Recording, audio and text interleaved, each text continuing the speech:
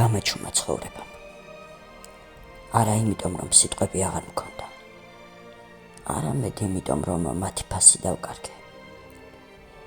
როცა ბევრს ამბობდა, არაფერი იცვლება ბოლოს სიჩუმეს აფასებ. სიჩუმე არ არის დანებება. ესაა წყნარი ბრძოლა იმ სამყაროში, სადაც ვერილი წესია და გაგება იშვიათი.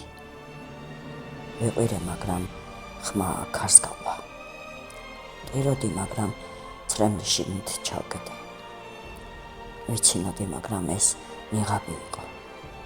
ხო და გავჩვენდი. არა იმიტომ, რომ აღარ მაინტერესებს, არამედ იმიტომ, რომ ის, ვინც უნდა გაიგოს, სიჩუმეშიც გაიგებს.